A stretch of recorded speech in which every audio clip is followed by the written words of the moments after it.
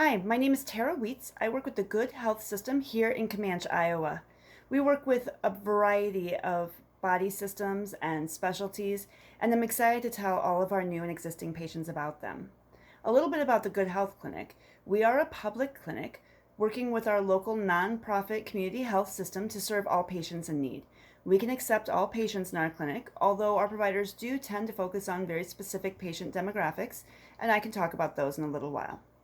The first system that I'm going to talk about is going to be our cardiovascular system and our cardiology department. The cardiovascular system is a very important system in our body. It is responsible for making the body function, giving it fuel, if you will. The heart is the pump of the body, and its responsibility is to pump blood to every other part of the body.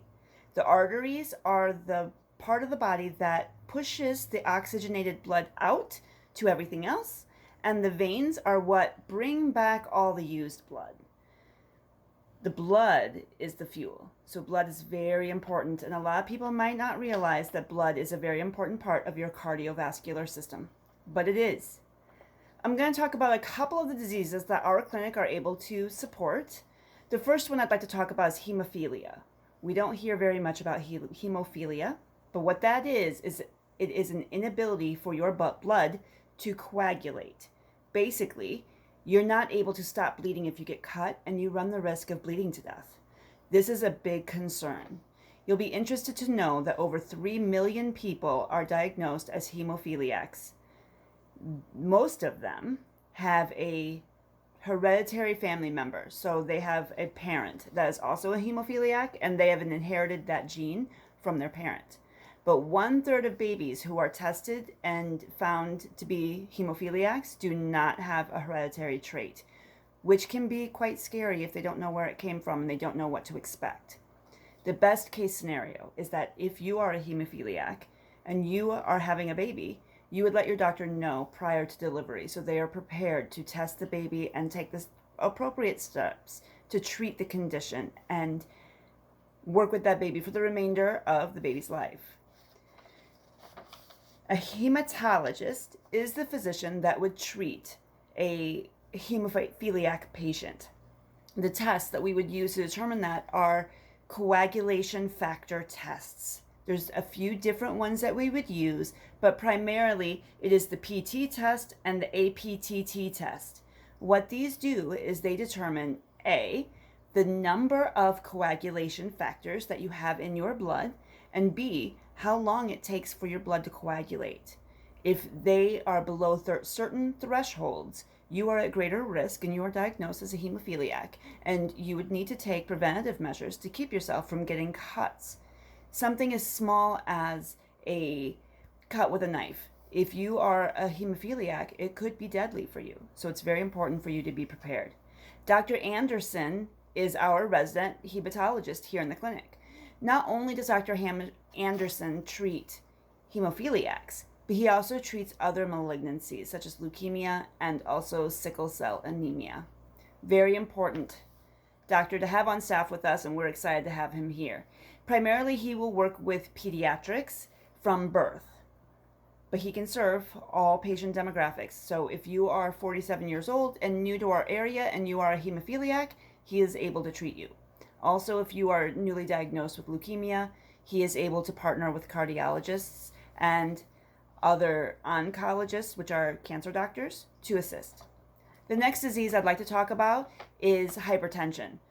A lot of us might not be familiar with what hypertension is, but it is high blood pressure, and it's very, very common. In fact, most of us will be afflicted with some sort of hypertension in our lifetimes. There are two kinds of hypertension, primary and secondary. Primary hypertension means it's the very first diagnosis. There's no cause to it. It just happens. Secondary hypertension means that it is a symptom of something else. For example, if you are overweight, severely overweight, you might develop hypertension. That would be secondary to your obesity.